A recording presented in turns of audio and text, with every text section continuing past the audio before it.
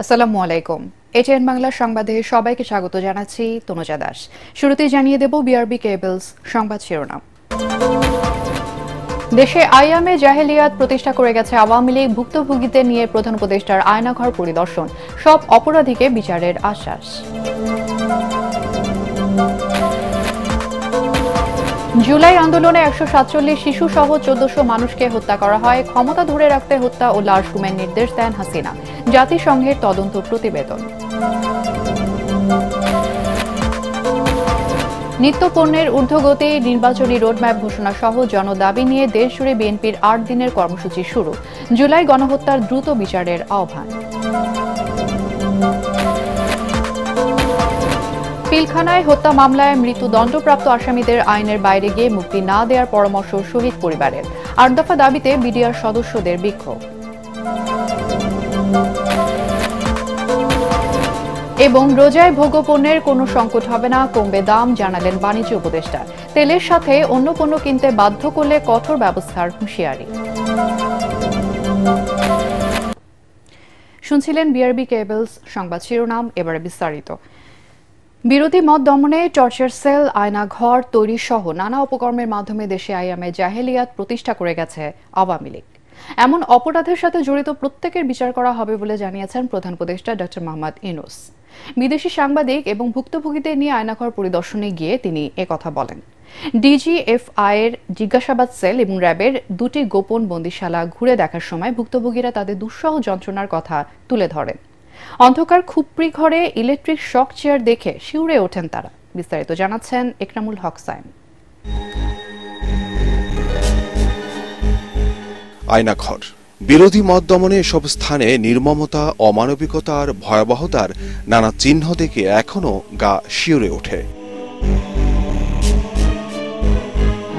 পতিত শেখ হাসিনা সরকারের এসব গোপন বন্দিশালা ও টর্চার সেলগুলো পরিচিত আয়নাঘর হিসাবে। অন্ধকার এসব খুপড়ি ঘরে বছরের পর বছর আটকে রাখা হতো বিরোধী নেতাকর্মীদের। এই ইলেকট্রিক চেয়ারটির মতো ভয়াবহ নির্যাতনের নানা চিহ্ন রয়েছে আয়নাঘরে। দিনের পর দিন ইলেকট্রিক শর্ট দেওয়া হতো বন্দীদের। একজন বলছিল ওই যে খুপড়ির মধ্যে তাকে রাখা হয়েছে, গ্রামে তো মুরগির খাঁচা এর চেয়ে বড় হয়, এরকম অবস্থা। মুরগিও নড়াচড়ার যেরকম জায়গা পায় না, ওরও নড়াচড়ার কোনো জায়গা নেই। ওকে ব্যবস্থা রাখা হয়েছে, মাসের পর মাস, বছরের পর বছর তাকে ব্যবস্থা রাখা হয়েছে। গোপন বন্দিশালায় নেয়ার পর হদিস মেলেনি বহু মানুষের। প্রধান উপদেষ্টার কাছে সেরকমই এক নির্মম ঘটনার বর্ণনা দিচ্ছিলেন এই তরুণী। ১১ বছর বয়সে মায়ের সঙ্গে বন্দী হন তিনি। বন্দিশালা থেকে তার মুক্তি মিললেও আজও জানেন না তার গর্ভধারিণী কোথায়। উধাও হয়ে গেছে, মানুষ নিশ্চিহ্ন হয়ে গেছে, কেউ বলতে পারছে না সে কোথায়। 11 বছর বয়সে ছিল, সে মায়ের সঙ্গে ছিল, তাকে রেখে মাকে নিয়ে চলে গেছে। এই হলো সামান্য একটা দৃশ্য। এটা, এই দৃশ্য বড় করুণ দৃশ্য। নির্যাতনের ভয়াবহতার নানা চিত্র প্রধান উপদেষ্টার কাছে তুলে ধরছিলেন দীর্ঘ প্রায় ৮ বছর আয়নাঘরে থাকা মেধাবী সেনা কর্মকর্তা আব্দুল্লাহিল আজমি ও হুম্মাম কাদের চৌধুরী সহ অনেকে। জুলাই আগস্টে ছাত্র জনতার আন্দোলনের সময় গুম করা হয়েছিল উপদেষ্টা নাহিদ ইসলাম ও আসিফ মাহমুদকে। পরিদর্শনে এসে চিহ্নিত করলেন সে সময়ের বন্দিশালাটি। আয়নাঘরের নানা ভয়াবহতার চিহ্ন দেখে হতভম্ব হয়ে যান প্রধান উপদেষ্টা ও উপদেষ্টারা। ফ্যাসিস্ট হাসিনা সরকারের নির্যাতনের ওই ভয়াবহতাকে প্রধান উপদেষ্টা ডক্টর মোহাম্মদ ইউনূস তুলনা করেছেন অন্ধকার যুগের সাথে। আমরা এমনি শুনি আইয়ামে জাহেলিয়াত বলে একটা কথা আছে। এই গত সরকার এই আইয়ামে জাহেলিয়াতকে প্রতিষ্ঠিত করে গেছে সর্বক্ষেত্রে। এটা তার একটা নমুনা। তিনি জানান, দেশ জুড়ে অন্তত ৭-৮০০ আয়নাঘর থাকার কথা। ভুক্তভোগীর সংখ্যা ১৭৫০র মতো। আয়নাঘরের বিভিন্ন ভার্সন সারা দেশ জুড়ে আছে। কেউ বলে ৭০০, কেউ বলে ৮০০। এতে সংখ্যাও নিরূপণ করা যায়নি পর্যন্ত, কতটা আছে, কতটা জানা আছে, কতটা অজানা রয়ে গেছে। বুধবার প্রতিরক্ষা গোয়েন্দা মহাপরিদপ্তরের ডিজিএফআই এর যৌথ জিজ্ঞাসাবাদ সেল, র্যাব ২ ও র্যাব সদর দপ্তরের গোপন বন্দিশালা পরিদর্শন করেন প্রধান উপদেষ্টা। ৫ আগস্ট ছাত্র জনতার গণ অভ্যুত্থানে ফ্যাসিস্ট শেখ হাসিনার পতনের পর উন্মুক্ত হয় আয়নাঘর খ্যাত এসব বন্দিশালা। ইকরামুল হক সায়েম, এটিএন বাংলা, ঢাকা। ঢাকা সহ সারা দেশের সব আয়নাঘর খুঁজে বের করা হবে বলে জানিয়েছেন প্রধান উপদেষ্টা প্রেস সচিব শফিকুল আলম। গুম খুনের সাথে জড়িত সবাইকে বিচারের আওতায় আনা হবে বলেও জানান তিনি। এদিকে জাতিসংঘ মানবাধিকার কমিশনের তদন্ত প্রতিবেদনের উদ্ধৃতি দিয়ে উপ প্রেস সচিব বলেন, তখনকার প্রধানমন্ত্রী শেখ হাসিনা জুলাই বিপ্লবে জড়িতদের হত্যা ও পরবর্তীতে লাশ গুমের হুকুম দিয়েছিলেন। সংবাদ সম্মেলনে তারা এসব তথ্য জানান। আরও জানাচ্ছেন সৈয়দ রিয়াজ। বিদেশি সাংবাদিক ও ভুক্তভোগীদের নিয়ে প্রধান উপদেষ্টা ডিজিএফআই ও র্যাব সদর দপ্তরের গোপন বন্দিশালা ঘুরে দেখার পর ফরেন সার্ভিস একাডেমিতে সংবাদ সম্মেলন করে তার প্রেস উইং। দিনটিকে ঐতিহাসিক জানিয়ে প্রেস সচিব শফিকুল আলম শুরুতেই সকল সংবাদ মাধ্যমকে আয়নাঘর পরিদর্শনে না নিতে পারার যুক্তি তুলে ধরেন। খুবই টাইনি, খুবই ক্ষুদ্র ক্ষুদ্র রুম এবং এটা যে প্যাসেজ খুবই দূর। কিছু কিছু ক্ষেত্রে দেখা যাচ্ছে যে আমরা ইট ভেঙে ওইটার থেকে প্যাসেজ তৈরি করা হয়েছে। তো পুরো বিষয়টা আসলে লজিস্টিক্যালি এটা একটা চ্যালেঞ্জ ছিল। পিআইডি থেকে আমরা ফটোগ্রাফার নিয়েছি, টেলিভিশনে 2টা ক্যামেরাম্যান নিয়েছি এবং আমাদের নিজস্ব যারা প্রেস উইং এর একজন ফটোগ্রাফার ছিলেন উনি ছিলেন। এছাড়া আমরা বাইরের থেকে নিয়েছি আল জাজিরাকে আর নেত্র নিউজ। এ সময় তিনি হুঁশিয়ারি দেন, বিগত সরকারের আমলে গুম খুনের সঙ্গে জড়িত কেউ ছাড় পাবে না। যাদের হাতে রক্ত সবার বিচার হবে, কেউ বাঁচতে পারবে না। এই বিচারের থেকে কারো মুক্তি নেই। শেখ হাসিনা এখানে মেন, উনার নির্দেশে এই ঘটনাগুলো ঘটেছে, এই খুনগুলো হয়েছে। আর এই যে আওয়ামী লীগ পার্টির কি হবে সেটা বাংলাদেশের জনগণ ডিসাইড করবে। জাতিসংঘ ফ্যাক্ট ফাইন্ডিং কমিটির জুলাই গণহত্যার তদন্ত প্রতিবেদনকে স্বাগত জানিয়ে প্রধান উপদেষ্টার উপ প্রেস সচিব বলেন, ওই হত্যাকাণ্ডের সাথে সাবেক প্রধানমন্ত্রীর সংশ্লিষ্টতার বিষয়টি উঠে এসেছে। সাবেক প্রধানমন্ত্রী শেখ হাসিনা উনি স্বয়ং বলেছেন যে প্রোটেস্টার যারা আছে তাদেরকে হত্যা করতে হবে এবং তাদের যারা লিভিং লিডার আছে তাদেরকে পাকড়াও করে হত্যা করে তাদের মরদেহকে সরিয়ে ফেলতে হবে বা লুকিয়ে ফেলতে হবে। এটা রিপোর্টে সাক্ষীর ভিত্তিতে রিপোর্টে উল্লেখ করা হয়েছে। সংবাদ সম্মেলনে আরও বলা হয়, মানবাধিকার লঙ্ঘনের ঘটনা নিয়ন্ত্রণ সহ জাতিসংঘ তদন্ত কমিশনের সুপারিশগুলো যথাযথ বাস্তবায়ন করা হবে। সৈয়দ রিয়াজ, এটিএন বাংলা, ঢাকা। ছাত্র জনতার আন্দোলনে 1 জুলাই থেকে 15 আগস্টের মধ্যে 147 শিশু সহ 1400-ও বেশি মানুষকে হত্যা করা হয় বলে জানিয়েছে জাতিসংঘের ফ্যাক্ট ফাইন্ডিং মিশন। তদন্ত প্রতিবেদন প্রকাশ করে মানবাধিকার বিষয়ক হাইকমিশনার ভলকার তুর্ক বলেন, নিহতদের অধিকাংশই বাংলাদেশের আইনশৃঙ্খলা বাহিনীর হাতে গুলিবিদ্ধ হয়েছে। বিক্ষোভ দমনে সাবেক প্রধানমন্ত্রী শেখ হাসিনা নিজে আন্দোলনকারীদের উপর গুলি চালানো, হত্যা ও লাশ লুকিয়ে ফেলার নির্দেশনা দেওয়ার প্রমাণ পেয়েছে জাতিসংঘের মানবাধিকার কমিশন। আরও জানাচ্ছেন ইয়াসিন রানা। ক্ষমতায় থাকতে জুলাই আন্দোলনে দেশের ছাত্র জনতার উপর নির্বিচারে গুলি চালায় শেখ হাসিনা সরকার। চালানো হয় বীভৎস হত্যাযজ্ঞ, দমন নিপীড়ন, নির্যাতন, গ্রেফতার, স্বয়ংক্রিয় অস্ত্র দিয়ে গুলি চালিয়ে মানুষ হত্যা করা হয়। পরবর্তীতে আওয়ামী লীগ সরকারের বিরুদ্ধে লাশ গুম করারও তথ্য প্রমাণ পেয়েছে জাতিসংঘের মানবাধিকার কমিশন। ওই প্রতিবেদনে আরও বলা হয়, শত শত মানুষ নিহত এবং হাজার হাজার মানুষ আহত হয় আন্দোলনে। শেখ হাসিনার নির্দেশে আইন শৃঙ্খলা বাহিনীর পাশাপাশি আওয়ামী লীগের নেতাকর্মীরাও অস্ত্র নিয়ে বিক্ষোভ দমাতে রাজপথে সক্রিয় ছিল। 114 পৃষ্ঠার প্রতিবেদনে 147 জন শিশু সহ 1400 জনের বেশি মানুষকে হত্যার অভিযোগ আনা হয়। ক্ষমতা আঁকড়ে রাখতে সাবেক সরকার এই হত্যাযজ্ঞ চালিয়েছে। এই হত্যাকাণ্ড ছিল পরিকল্পিত ও সমন্বিত প্রক্রিয়া। জনগণের বিরোধিতার মুখে ক্ষমতা আঁকড়ে রাখতে চেষ্টা করেছিল বিগত সরকার।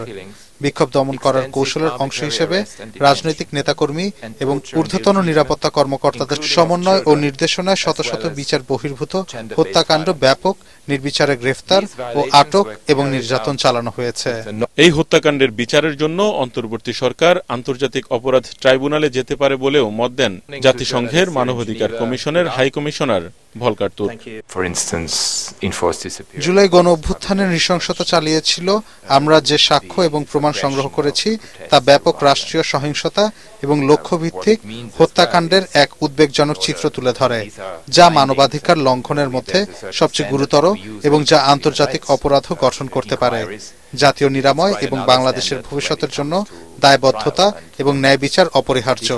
প্রতিবেদনে বলা হয়েছে, 19 জুলাই আইন শৃঙ্খলা বাহিনীর শীর্ষ কর্মকর্তা কর্মকর্তাদের সঙ্গে এক বৈঠকে খোদ শেখ হাসিনা আন্দোলনের সমন্বয়কদের গ্রেফতার করে হত্যার পর লাশ গুম করার নির্দেশ দেন।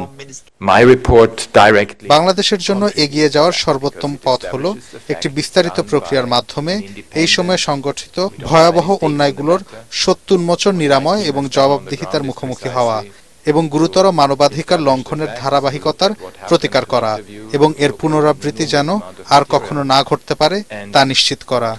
একাধিক সিনিয়র কর্মকর্তার সাক্ষাৎকার অনুযায়ী শেখ হাসিনা ছাত্র নেতাদের নির্বিচারে গ্রেফতার করতে তখন অনুমোদন দেন।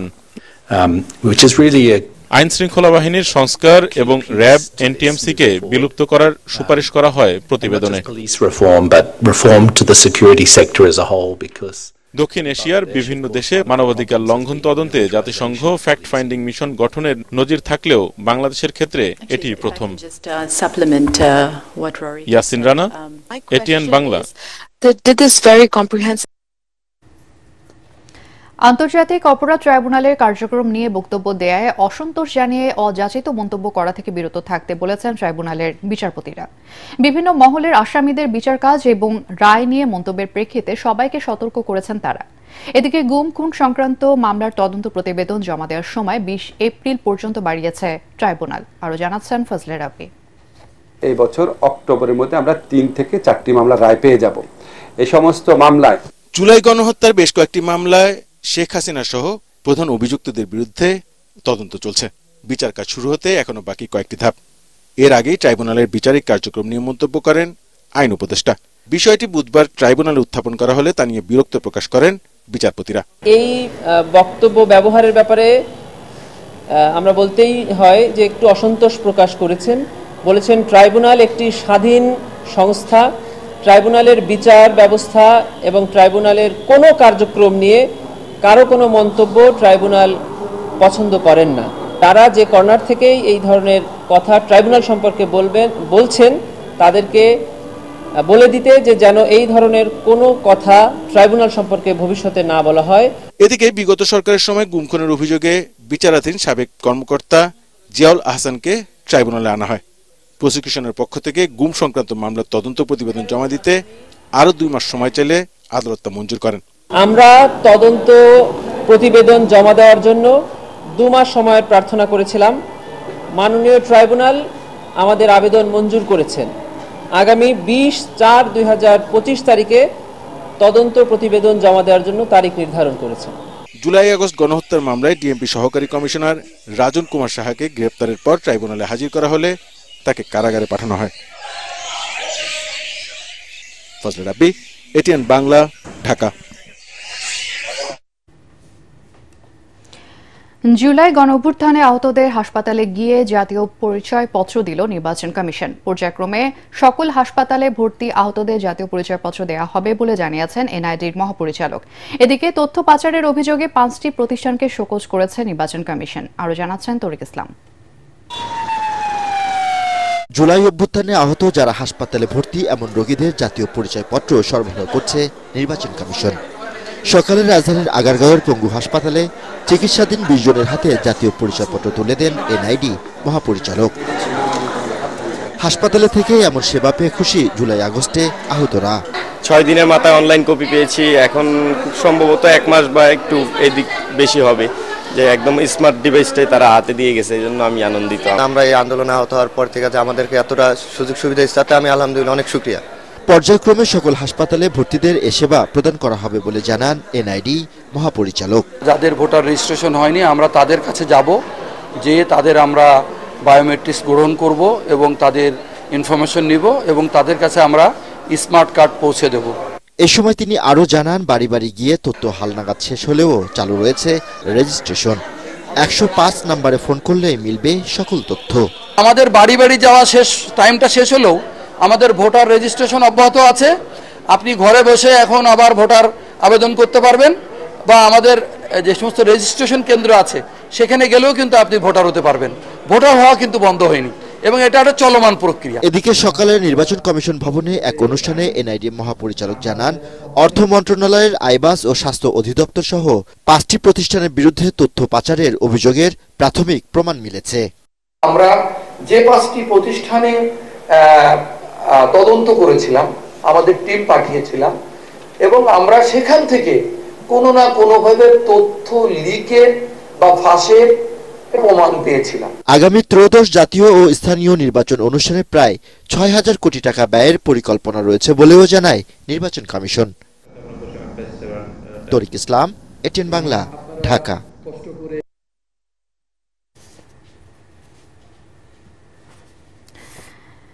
নিত্যপণ্যের দাম সহনীয় রাখা, আইনশৃঙ্খলা পরিস্থিতির উন্নতি, পতিত স্বৈরাচারের ষড়যন্ত্র প্রতিরোধ এবং দ্রুত জাতীয় নির্বাচনের রোডম্যাপ ঘোষণার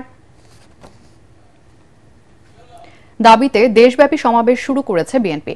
প্রথম দিনে খুলনা, লালমনিরহাট, সিরাজগঞ্জ, ব্রাহ্মণবাড়িয়া, সুনামগঞ্জ ও পটুয়াখালী জেলায় সমাবেশে স্থায়ী কমিটির সদস্য সহ সিনিয়র নেতারা যোগ দেন। খুলনার শহীদ হাদিস পার্কের সমাবেশে বিএনপির স্থায়ী কমিটির সদস্য অবসরপ্রাপ্ত মেজর হাফিজ উদ্দিন আহমেদ বলেন, সংস্কারের নামে জাতীয় নির্বাচন দীর্ঘায়িত করলে জনগণ মেনে নেবে না।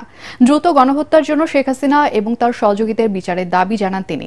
লালমনিরহাটের সমাবেশে নিত্যপণ্যের দাম নিয়ন্ত্রণ এবং আইনশৃঙ্খলা পরিস্থিতির উন্নতির জন্য অন্তর্বর্তী সরকারের প্রতি দাবি জানান বিএনপির স্থায়ী কমিটির সদস্য গয়েশ্বর চন্দ্র রায়।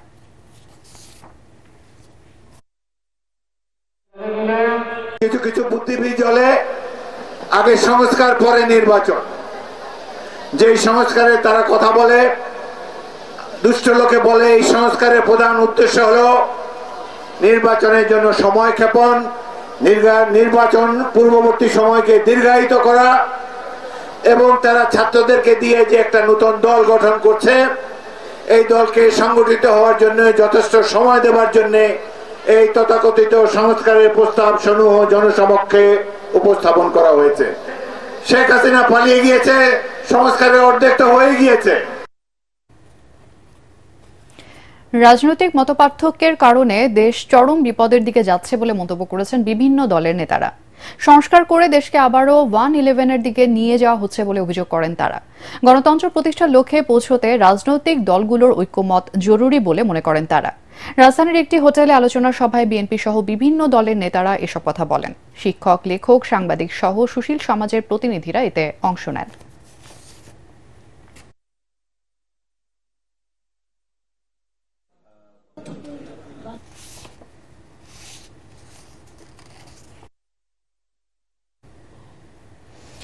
সুস্থ হওয়ার পর চিকিৎসকরা অনুমতি দিলেই বিএনপি চেয়ারপারসন বেগম খালেদা জিয়া দেশে ফিরবেন বলে জানিয়েছেন তার ব্যক্তিগত চিকিৎসক এবং বিএনপির স্থায়ী কমিটির সদস্য ডাক্তার AZM জাহিদ হোসেন। মঙ্গলবার লন্ডনে এক অনুষ্ঠানে তিনি সাংবাদিকদের জানান, বেগম জিয়ার শারীরিক অবস্থা স্থিতিশীল। নিয়মিত তার স্বাস্থ্যের পরীক্ষা নিরীক্ষা এবং সেই অনুযায়ী চিকিৎসা চলছে। এ সময় তার সুস্থতার জন্য দেশবাসীর কাছে দোয়া চান doctor Zahid Hossain. BNP chairperson এই মুহূর্তে তিনি তার বড় ছেলে এবং বিএনপির ভারপ্রাপ্ত চেয়ারম্যান তারেক রহমানের বাসায় প্রফেসর প্যাট্রিক কেনেডি এবং জেনিফার ক্রসের তত্ত্বাবধানে চিকিৎসাধীন। ওনার শারীরিক অবস্থা এই মুহূর্তে স্থিতিশীল এবং আপনারা ওনার সুস্থতার জন্য দোয়া করবেন এবং উনি সার্বক্ষণিকভাবেই চিকিৎসকদের তত্ত্বাবধানে এখানে চিকিৎসা চলছে। ম্যাডাম কবে নাগাদ দেশে যাবে, এখানকার চিকিৎসকরা যেই দিন ওনাকে যাওয়ার জন্য পরামর্শ দিবেন বা ওনাকে মনে করবেন যে বিদেশে থেকে দেশে ফেরত যাওয়ার মতো একটি অবস্থার মধ্যে আছেন, তখন ইনশাল্লাহ উনি দেশ থেকে বাংলাদেশে ফেরত যাবেন।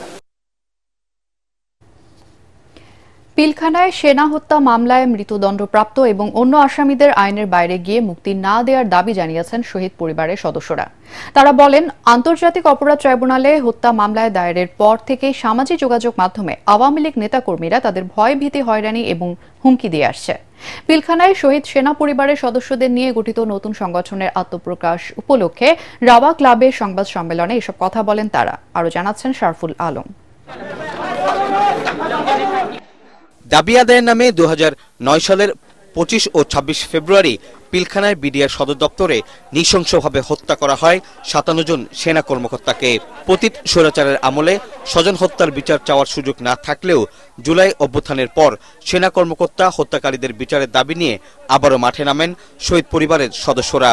ভুক্তভোগী পরিবারের সদস্যদের উদ্যোগে নতুন সংগঠন শহীদ সেনা অ্যাসোসিয়েশনের আত্মপ্রকাশ উপলক্ষে আয়োজিত সংবাদ সম্মেলনে তারা বলেন, আন্তর্জাতিক অপরাধ ট্রাইব্যুনালে বিডিআর হত্যা মামলা দায়েরের পর থেকেই তাদের নানাভাবে ভয়ভীতি দেখানো হচ্ছে। হত্যা মামলায় যারা রয়েছে, অর্থাৎ যারা কিনা যাবজ্জীবন কারাদণ্ড অথবা মৃত্যুদণ্ড প্রাপ্ত আসামি, তাদেরকে যেন আইনের ঊর্ধ্বে গিয়ে ছেড়ে দেয়া না হয়। আওয়ামী লীগকে আসলে মানে মনে করেন অ্যাভয়েড তো করা যাচ্ছে না, কারণ তারা সংখ্যায় অনেক বেশি। এই মুহূর্তে অ্যাক্টিভ অথবা রিঅর্গানাইজ না হলেও তারা অন্ততপক্ষে অনলাইন যথেষ্ট তৎপর, এবং মূলত হচ্ছে গিয়ে তাদের তরফ থেকে এই হুমকি স্বরূপ আচরণ আমরা পাচ্ছি। সেনা সদস্যদের হত্যাকাণ্ডের দিন 25 ফেব্রুয়ারিকে জাতীয় শহীদ সেনা দিবস হিসাবে ঘোষণার দাবি জানানো হয় সংবাদ সম্মেলনে। আশা করছি যে এবার কমিশন একটা ভালো আমাদেরকে রেজাল্ট দিবেন, এবং পরবর্তীতে যদি কোনো নতুন দল আসেন ওনাদের কাছে আমাদের একই দাবি থাকবে। যদি এইবারও না হয়, আমাদের দাবি আমরা অক্ষুণ্ণ রাখবো। এই সময় অবিলম্বে পিলখানায় সেনা সদস্যদের হত্যাকারীদের বিচার কাজ দ্রুত শেষ করারও তাগিদ দেন শহীদ সেনা পরিবারের সদস্যরা। শরফুল আলম, এটিএন বাংলা, ঢাকা। এদিকে ৮ দফা দাবিতে খাদ্য অধিদপ্তরের সামনের রাস্তায় অবস্থান নিয়ে বিক্ষোভ করছেন বিডিআর সদস্য এবং তাদের স্বজনরা। চাকুরিতে পুনর্বহাল কারাবন্দী সদস্যদের মুক্তি সহ সামাজিক সম্মান ফিরিয়ে দেওয়ার দাবি জানান তারা। বৈষম্য বিরোধী ছাত্র আন্দোলনের সমন্বয়ক হাসনাত আব্দুল্লাহর আলোচনার প্রস্তাব প্রত্যাখ্যান করে দাবি আদায় না হওয়া পর্যন্ত রাজপথে থাকার ঘোষণা দেন ক্ষতিগ্রস্ত বিডিআর জওয়ানরা। আরও জানাচ্ছেন মনির হোসেন তপু। কেন্দ্রীয় শহীদ মিনার থেকে বুধবার দুপুরে মিছিল নিয়ে সচিবালয়ের দিকে আসে জাস্টিস ফর বিডিআর কর্মসূচিতে অংশগ্রহণকারীরা। আন্দোলনকারীরা পুলিশের ব্যারিকেড ভেঙে সামনে আগানোর চেষ্টা করলে জলকামান নিক্ষেপ করে পুলিশ। ধস্তাধস্তির এক পর্যায়ে কাঁটাতারের বেড়া ভেঙে সচিবালয়ের দিকে যেতে থাকে তৎকালীন বিডিআর সদস্য ও তাদের স্বজনরা। এক পর্যায়ে খাদ্য অধিদপ্তরের সামনে অবস্থান নেয় তারা। প্রতীকী কাফনের কাপড় পরে রাস্তায় শুয়ে পড়েন অনেকে। যারা অপরাধী তাদের সাজা হোক, আমিও চাই। যদি আমি অপরাধী হই তাহলে আমাকে ফাঁসি ঝুলাক, আর আমি যদি অপরাধ না হই তাহলে আমার ন্যায্য ফিরিয়ে দেওয়া হোক। ভুল তদন্তের মাধ্যমে মানুষকে ভুল সাক্ষী দিয়ে আমার আব্বুদের আজকে ফাঁসাইছে। তা অন্য কোনো সন্তান যেন এইভাবে আর পিতাহারা না হয়। আইন ও স্বরাষ্ট্র মন্ত্রণালয়ের সঙ্গে আলোচনার মাধ্যমে তাদের দাবি দাওয়া পূরণের আশ্বাস দেন বৈষম্য বিরোধী ছাত্র আন্দোলনের আহ্বায়ক হাসনাত আব্দুল্লাহ। তিনি বলেন, বিদেশি শক্তির সহায়তায় পিলখানা হত্যাকাণ্ড সংঘটিত করেছিল শেখ হাসিনা। দেশের সার্বভৌমত্ব দুর্বল করে দেওয়ার জন্য সে প্রথমেই পরিকল্পিতভাবে বিদেশি শক্তির সহায়তায় এই বিডিআর হত্যাকাণ্ড সংঘটিত করেছে। আপনারা যে কমিশনটি করেছে, এই কমিশনের ধারা নিয়ে আপনাদের প্রশ্ন রয়েছে, আপনাদের আপত্তি রয়েছে। আমরা সেই আপত্তিটাকে আমরা আমলে নিচ্ছি। সেই জায়গা থেকে আপনারা সেটিকে সংশোধনের জন্য আপনারা আলোচনার মধ্য দিয়ে আপনার আইন মন্ত্রণালয়ের সাথে বসুন, স্বরাষ্ট্র মন্ত্রণালয়ের সাথে বসুন। স্বরাষ্ট্র উপদেষ্টার দপ্তর থেকে কোন প্রকারের কোন পজিটিভ বার্তা আসছে ততক্ষণ আমরা এখানে অবস্থান করব। এর আগে কেন্দ্রীয় শহীদ মিনারে মঙ্গলবার সকাল থেকে অবস্থান কর্মসূচি পালন করেন তৎকালীন বিডিআর সদস্য ও তাদের পরিবার। মনির হোসেন তপু, এটিএন বাংলা, ঢাকা। রোজায় ভোগ্যপণ্যের কোনো সংকট হবে না বলে জানিয়েছেন বাণিজ্য উপদেষ্টা শেখ বশিরউদ্দিন। বরং চাহিদার তুলনায় অতিরিক্ত মজুদ আছে বলে জানান তিনি। এবার রমজানে পণ্যের দাম কমবে জানিয়ে উপদেষ্টা আরও বলেন, দেশে প্রয়োজনের চেয়ে 1 লাখ টন বেশি সয়াবিন তেল আছে। মজুতকারীর কারণে দাম বাড়ছে, যা 7 থেকে 10 দিনের মধ্যে নিয়ন্ত্রণে আসবে। তেলের সাথে অন্য পণ্য কিনতে বাধ্য করলে কঠোর ব্যবস্থা নেওয়ার হুঁশিয়ারি দেন বাণিজ্য উপদেষ্টা। আরও জানাচ্ছেন মাহবুব কবির চপল। রমজান এলেই আতঙ্কে থাকেন দেশের মানুষ। খেজুর, ছোলা, চিনি, তেল সহ রোজায় বেশি ব্যবহৃত পণ্যের দাম বেড়ে যায়, বাড়ে সিন্ডিকেটের দৌরাত্ম্য। তাই সরকারের আশ্বাস বিশ্বাস করতে পারেন না মানুষ। পরিবর্তিত বাংলাদেশেও সেই একই ধরনের আশ্বাস দিলেন বাণিজ্য উপদেষ্টা। বাজারে যদি আপনারা দেখেন, রমজানের যত পণ্য, খেজুর, ছোলা, ডাল, চিনি, যত পণ্যের মূল্য এখন যা আছে, আমার কাছে মনে হয় ইনশাল্লাহ প্রত্যেকটা পণ্যের মূল্য আরো কমবে। মানে আপনি যদি রোজার পণ্য যেগুলো, ছোলা বলেন, খেজুর বলেন, এই ধরনের যত চিনি বলেন, এই ধরনের পণ্য মূল্য আমি অস্থিতিশীল হওয়ার সুযোগ আমার মনে হয় ইনশাল্লাহ, আমি কোন ধরনের অস্থিরতা তো দেখি না, আমি নিম্নমুখী দেখি। রোজার আগেই সয়াবিন তেলে কারসাজি শুরু হয়েছে। সংকটের অজুহাতে দাম বাড়ানোর পায়তারা চলছে। আবার কোথাও কোথাও সয়াবিন তেলের সাথে অন্য পণ্য কিনতে বাধ্য করা হচ্ছে। বাণিজ্য উপদেষ্টা জানান, দেশে প্রয়োজনের চেয়েও বেশি সয়াবিন তেল আছে, শিগগিরই দাম নিয়ন্ত্রণে আসবে। কারসাজিকারীদের বিরুদ্ধে কঠোর ব্যবস্থা নেওয়া হবে। সয়াবিন তেলের যে আমদানি পরিমাণ, যেটা আপনি নিজেই উল্লেখ করলেন, যে আমাদের যে প্রয়োজন তার থেকে প্রায় লক্ষাধিক টন অতিরিক্ত তেল আমদানি হয়েছে। মিলগুলোর কাছ থেকে ডেটা নিচ্ছি তারা কি পরিমাণ তেল সরবরাহ করছে বাজারে। আমরা দেখছি যে প্রয়োজনের থেকেও অতিরিক্ত তেল তারা সরবরাহ করছে। আমরা তদ অনুযায়ী ব্যবস্থা নিয়েছি। আমরা প্রতিষ্ঠানগুলোতে অলরেডি আমাদের লোক পাঠিয়েছি। একটা সমস্যা বিরাজ করছে। আমি আশা করি 7 থেকে 10 দিনের মধ্যে তেলের বাজার স্থিতিশীল থেকে নিম্নমুখী হয়ে যাবে। সারা দেশে বাজার তদারকি জোরদার করা হবে বলেও জানান তিনি।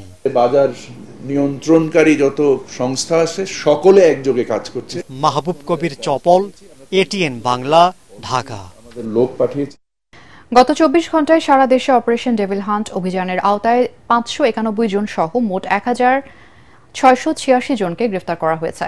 পুলিশ সদর দপ্তর থেকে সবশেষ এ তথ্য জানানো হয়। অপারেশন ডেভিল হান্ট অভিযানের আওতার বাইরে অন্যান্য মামলা এবং ওয়ারেন্টের আওতায় এই সময় গ্রেফতার হয়েছে আরও 1095 জন।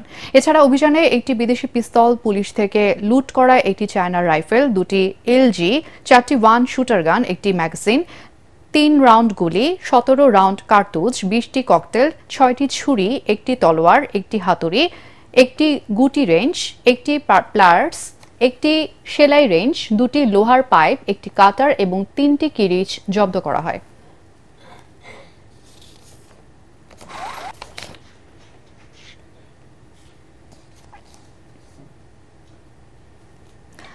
আনসার সদস্যদের যৌক্তিক দাবিগুলো নিয়ে আলোচনা চলছে, তবে অযৌক্তিক কোনো দাবি মানা হবে না বলে জানিয়েছেন স্বরাষ্ট্র উপদেষ্টা জাহাঙ্গীর আলম চৌধুরী। গাজীপুরে আনসার ভিডিপির ৭৭তম প্রতিষ্ঠা বার্ষিকী এবং ৪৫তম সমাবেশ শেষে সাংবাদিকদের প্রশ্নের জবাবে তিনি একথা জানান। দেশ গঠনে বাংলাদেশ আনসার বাহিনীর অগ্রণী ভূমিকা রয়েছে বলেও মন্তব্য করেন স্বরাষ্ট্র উপদেষ্টা। স্বরাষ্ট্র মন্ত্রণালয়ের জননিরাপত্তা বিভাগের সচিব নাসিমুল গনি এবং আনসার ভিডিপি মহাপরিচালক মেজর জেনারেল আব্দুল মোতালেব সাজ্জাদ মাহমুদ সহ ঊর্ধ্বতন কর্মকর্তারা এ সময় উপস্থিত ছিলেন। দেশ গড়ার কাজে আনসারের কিন্তু সবচেয়ে বড় ধরনের ভূমিকা ছিল এবং আছে। ভবিষ্যতে তারাই কিন্তু সবচেয়ে বেশি কাজ করে যাচ্ছে। গ্রামে গঞ্জে সব জায়গায় কিন্তু তারা আছেন এবং তারা আইন শৃঙ্খলা সাথে সাথে দেশের বিভিন্ন উন্নয়নমূলক কাজে তারা অংশগ্রহণ করে। যেগুলি যৌক্তিক দাবি ওইগুলি গুরুত্ব সহকারে বিবেচনা করা হইতেছে, আর যেগুলি অযৌক্তিক দাবি ওইগুলি তার বিবেচনা করা হবে না। প্রায় 1 মাস ধরে নিখোঁজ কলেজ শিক্ষার্থী জান্নাতুল ফেরদৌস সেফা। এক কাপড়ে রাগ করে বাসা থেকে বের হওয়ার পর থেকে সেফার অবস্থান শনাক্ত করতে পারছে না পুলিশ। এর মধ্যে তাকে পাওয়া গেছে বলে তার পরিবারের কাছ থেকে অর্থ হাতিয়ে নিয়েছে এক প্রতারক চক্র। আরো জানাচ্ছেন মনির হোসেন তপু। তুই কিভাবে তোর মায়ের না দেখে থাকিস মা, আমায় মাফ করে দে। তুই যেখানে থাকিস মায়ের কাছে আয় মা। অভিমান করে চলে যাওয়া একমাত্র মেয়েকে ফিরে পাওয়ার জন্য মায়ের আকুতি।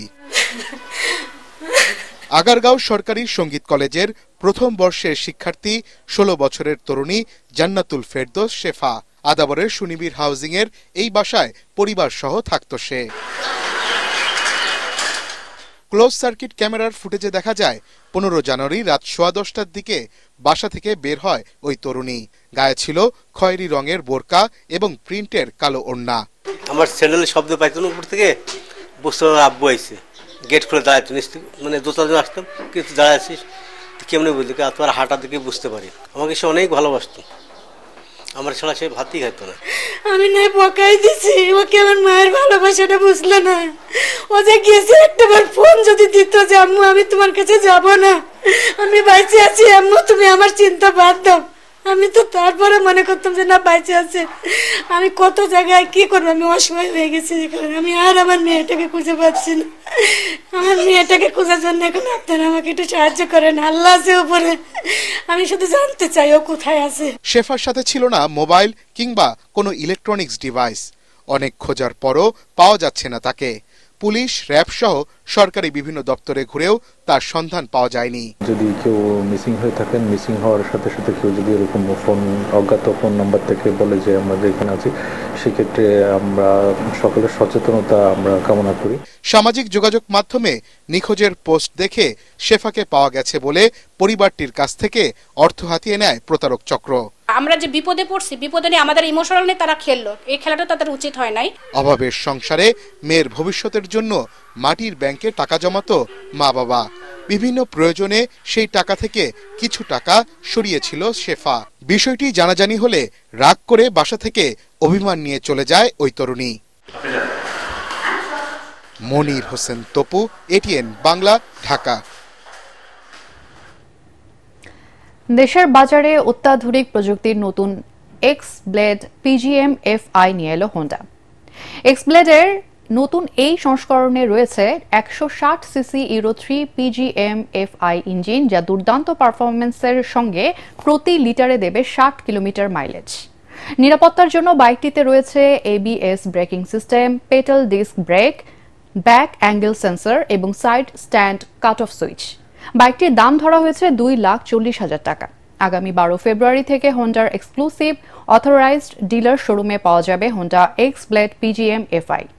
উদ্বোধনী অনুষ্ঠানে বাংলাদেশ হোন্ডা প্রাইভেট লিমিটেডের ম্যানেজিং ডিরেক্টর এবং CEO Shigeru Matsuzaki, chief marketing officer Shah Mohammad Ashikur Rahman উপস্থিত ছিলেন।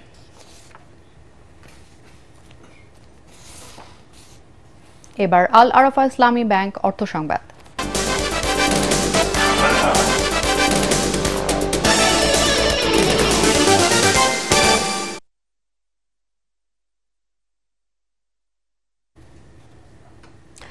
বাংলাদেশ ওষুধ শিল্প সমিতির উদ্যোগে পূর্বাচলের বাংলাদেশ চায়না ফ্রেন্ডশিপ এক্সিবিশন সেন্টারে শুরু হলো 3 দিন ব্যাপী 16তম এশিয়া ফার্মা এক্সপো 2025।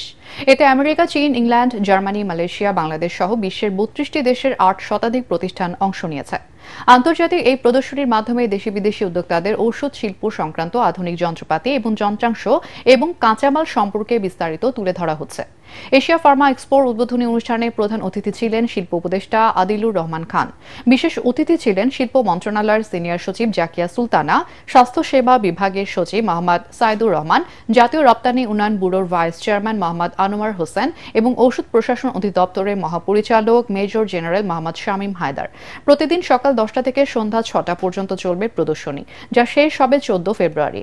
এতে বাংলাদেশের অনেক প্রতিষ্ঠান তাদের স্টল দিয়েছে। মধ্যপ্রাচ্য থেকে দেশে ফিরে কুল বাগান ভাগ্য বদলে দিয়েছে সামিউল হকের। চাঁপাইনবাবগঞ্জের গোমস্তাপুরে কুল চাষ করে ভাগ্য ফিরেছে তার, এসেছে সচ্ছলতা। 40 বিঘা জমিতে নানা জাতের কুল চাষ করেছেন এই উদ্যোক্তা। তার বাগানে এখন শোভা পাচ্ছে থোকায় থোকায় কুল। তার এই সাফল্য দেখে স্থানীয় অনেকেই আগ্রহী হচ্ছেন কুল চাষে। চাঁপাইনবাবগঞ্জ প্রতিনিধি নাসিম মাহমুদের রিপোর্ট, জানাচ্ছেন আসিফুর রহমান সাগর। 5 বছর আগে ইরাক থেকে দেশে ফিরে এসে কি করবেন ভেবেই পাচ্ছিলেন না সামিউল হক। এমন সময় ইউটিউবে কুল চাষ দেখে উদ্বুদ্ধ হন তিনি। 16 বিঘা জমিতে গড়ে তোলেন কুল বাগান। বর্তমানে চাঁপাইনবাবগঞ্জের গোমস্তাপুর উপজেলার ডাইংপাড়ায় 40 বিঘা জমিতে নানা জাতের কুল চাষ করছেন তিনি। খুঁজে পেয়েছেন আয়ের নতুন পথ। আমি এক আত্মীয়র সাথে পরামর্শ করি, তিনি আমাকে উৎসাহ দেন এবং আমি তাকে সাথে নিয়ে বরই চাষ করি।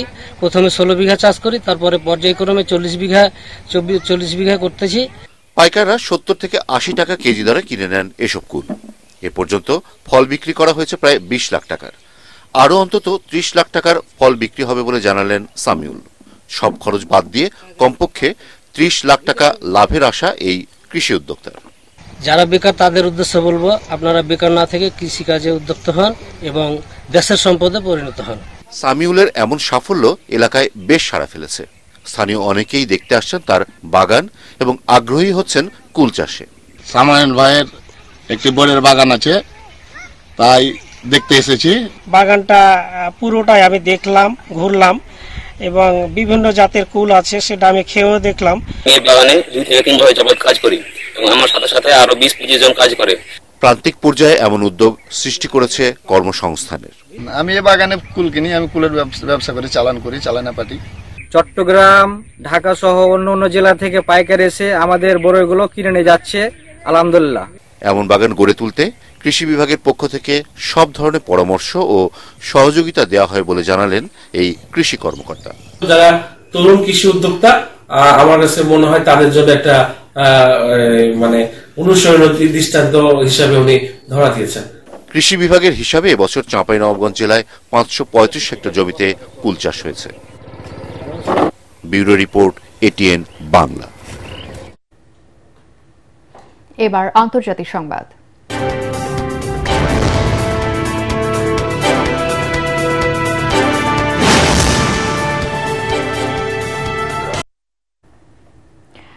প্রেসিডেন্ট ডোনাল্ড ট্রাম্প ক্ষমতা গ্রহণের পর তাইওয়ান প্রণালীতে নৌবাহিনীর 2টি জাহাজ পাঠিয়েছে যুক্তরাষ্ট্র। এই ঘটনার তীব্র প্রতিক্রিয়া জানিয়েছে চীন। বেজিং বলছে এতে তাদের নিরাপত্তা ঝুঁকি বাড়বে। মার্কিন সামরিক বাহিনীর ইন্দো প্যাসিফিক কমান্ডার মুখপাত্র কমান্ডার ম্যাথিউ কোমের জানিয়েছে তাদের নৌবাহিনী মিত্র দেশগুলোর জাহাজের সাথে কাজ করবে। তবে তাইওয়ানকে নিজস্ব অঞ্চল হিসেবে দাবি করে চীন জানিয়েছে কৌশলগতভাবে এই জলপথ তাদের। চীনের সামরিক বাহিনীর দাবি সমুদ্রপথে নজরদারির জন্য এই 2 জাহাজে মার্কিন বাহিনীর সদস্যদের পাঠানো হয়েছে। এবারে পাটেক্স খেলার খবর।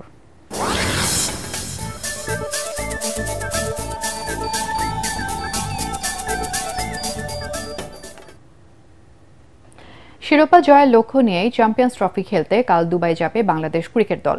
টুর্নামেন্টকে সামনে রেখে মিরপুরে আনুষ্ঠানিক সংবাদ সম্মেলনে টাইগার অধিনায়ক নাজমুল হোসেন শান্ত জানান সব বিভাগেই প্রতিপক্ষকে চ্যালেঞ্জ জানানোর সক্ষমতা রাখে টিম বাংলাদেশ। আরও জানাচ্ছেন এস.এম. আশরাফ।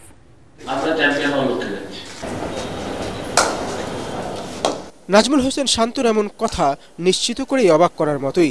টাইগাররা ওয়ানডেটা ভালো খেলে তা সবাই মানে, কিন্তু এই দলের পক্ষে চ্যাম্পিয়ন হওয়া সম্ভব এমন বাজি ধরার লোক পাওয়া বিরল। তবে অধিনায়কের ব্যাখ্যাতেও যুক্তি আছে।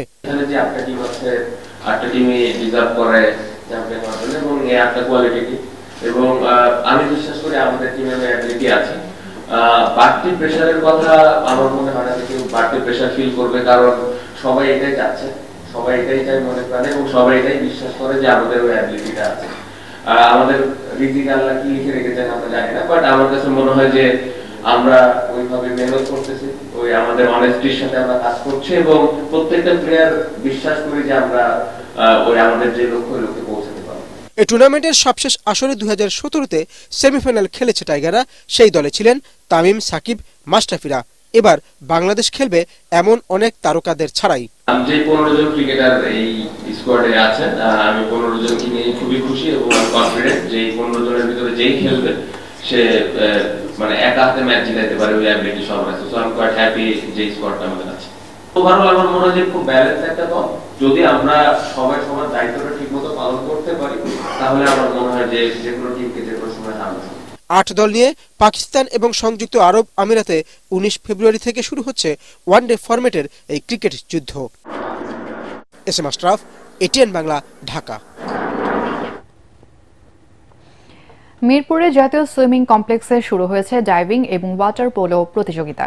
দুদিনের এই প্রতিযোগিতায় সার্ভিসেস টিম, বিকেএসপি, জেলা ক্রীড়া সংস্থা এবং বিভিন্ন সুইমিং ক্লাবের 23টি দলের প্রায় 300 জন খেলোয়াড় এবং কর্মকর্তা অংশ নিচ্ছেন। প্রধান অতিথি হিসেবে বিকেলের প্রতিযোগিতার উদ্বোধন করেন যুব ও ক্রীড়া মন্ত্রণালয়ের অতিরিক্ত সচিব মোহাম্মদ হিরুজ্জামান। এ সময় উপস্থিত ছিলেন সুইমিং ফেডারেশনের সাধারণ সম্পাদক মাহবুবুর রহমান শাহিন। বৃহস্পতিবার সমাপনী দিনের প্রতিযোগীদের পুরস্কৃত করা হবে।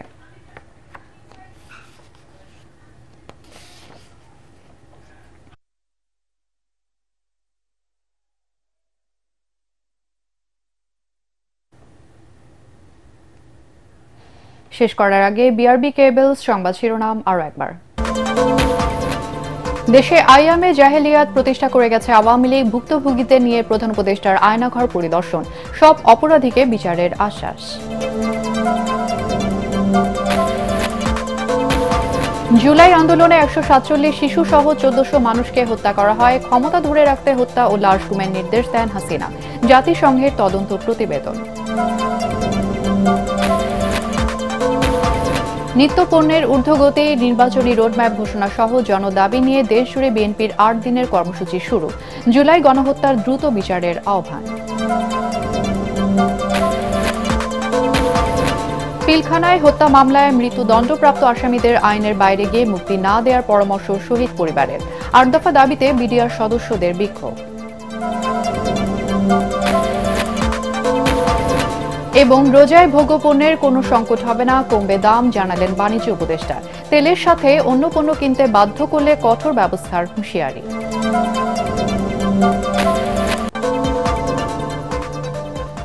আর এই ছিল এখনকার সংবাদ। আমাদের ATN বাংলার সংবাদ ইউটিউবে দেখতে ব্রাউজ করুন youtube/ATN Bangla News।